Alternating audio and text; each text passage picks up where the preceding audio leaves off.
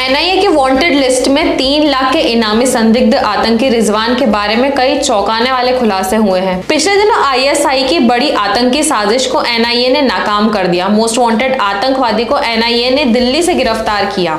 जानकारी के मुताबिक गिरफ्तार आतंकी रिजवान पर 3 लाख का इनाम था। उसको पुणे मॉड्यूल का सबसे कुख्यात आतंकी बताया जा रहा था। दिल्ली पुलिस की स्पेशल सेल टीम द्वारा गिरफ्तार संदिग्ध आतंकी रिजवान हाजी से यूपी पुलिस की एटीएस टीम पूछताछ करने की तैयारी कर रही है।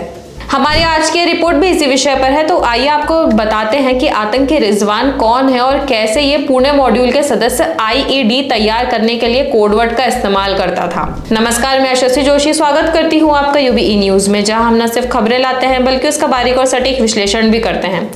पुणे मॉड्यूल के रिजवान हाजी के कहने पर ही अलीगढ़ मुस्लिम यूनिवर्सिटी के पूर्व छात्रों का एएमयू मॉड्यूल बना था और जानकारी के मुताबिक SAMA के नाम से व्हाट्सएप ग्रुप बनाकर लोग आपस में चैट करते थे और इसके साथ ही एएमयू मॉडल के कई छात्र ISIS हैंडलर से सीधे संपर्क में थे। एनआईए की वांटेड लिस्ट में 3 लाख के इनामी संदिग्ध आतंकवादी रिजवान के बारे में कई चौंकाने वाले खुलासे हुए। स्पेशल सेल की रिमांड पर चल रहे रिजवान और उनके पुणे मॉड्यूल के बाकी सदस्य आईईडी तैयार करने के लिए कोडवर्ड का इस्तेमाल करते थे। सेल के सूत्रों से पता चला कि रिजवान और इसके ग्रुप के पहले पकड़े जा चुके आतंकियों की जांच के दौरान कथित तौर पर एक दस्तावेज मिला था। इसमें आरोपी आईईडी विस्फोटक को बनाने में इस्तेमाल होने वाले रसायनों के लिए कोडवर्ड का इस्तेमाल करते थे, जैसे कि सल्फ्यूरिक एसिड के लिए सिरका, एसीटोन के लिए गुलाब जल और हाइड्रोजन पेरोक्साइड के लिए शरबत जैसे कोडवर्ड का इस्तेमाल किया जाता था। स्पेशल सेल सूत्रों के मुताबिक पिछले साल 18 जुलाई में पुणे के शास्त्री नगर इलाके में लोकल पुलिस पेट्रोलिंग पर थी और रात करीब 2:30 बजे बधाई चौक पर एक्सिस बैंक के एटीएम के पास आईएस के 3 युवकों को संदिग्ध एक्टिविटी और बाइक चोरी करते पकड़ा गया। उसमें शाहनवाज पुलिस कस्टडी से फरार हो गया, जबकि बाकी 2 संदिग्धों से पूछताछ और उनकी निशानदेही पर जो मिला उससे ISIS पूरे मॉड्यूल का खुलासा हुआ। दोनों आरोपियों मोहम्मद इमरान खान और मोहम्मद यूनुस साकी के पास से तमाम ISIS दस्तावेजों के अलावा दरियागंज निवासी रिजवान का आधार कार्ड भी मिला। जब इसकी पड़ताल की गई तो खुलासा हुआ कि जो हिरासत से भागा है वो शहनवाज है। रिजवान शहनवाज का सबसे भरोसेमंद दोस्त है। गिरफ्तार आतंकी रिजवान महज 23 साल की उम्र में ही ISIS ज्वाइन कर चुका था। स्पेशल सेल ने जामिया इलाके से उसे हिरासत में लिया था, लेकिन उस वक्त रिजवान को आतंकवादी बनने से सेंट्रल एजेंसियों ने रोका था। काउंसलिंग कराने के बाद उसे मुख्य धारा में जुड़ने का एक मौका दिया था। इसकी वजह यही थी कि रिजवान के पिता दिल्ली के एक बड़े एजुकेशन संस्थान जामिया के सेक्शन ऑफिसर थे। साथ ही उसकी माँ भी है। 5 भाई बहन है और रिजवान 1 साल पहले पत्नी के साथ जॉब के सिलसिले में पुणे जाने का कहकर निकला था।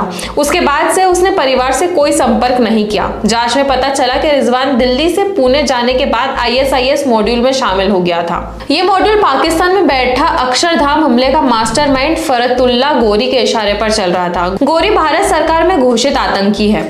जांच सूत्रों का दावा है कि पाकिस्तान में बैठे हैंडलर ने रिजवान को टेलीग्राम पर ही बम बनाने की PDF फाइल भेजी थी। फिर रिजवान ने शहनवाज, यूनुस और इमरान के साथ मेवात, हल्द्वानी, यमुना तट से सुनसान इलाकों में IED की टेस्टिंग की। सेल सूत्रों के मुताबिक रिजवान इन दिनों भारत के खिलाफ अलग अलग सोशल मीडिया ऐप के जरिए लगातार ISIS मॉड्यूल में भर्ती होने के लिए लोगों को प्रेरित कर रहा था। Rizwan fire safety and management का डिप्लोमा होल्डर है।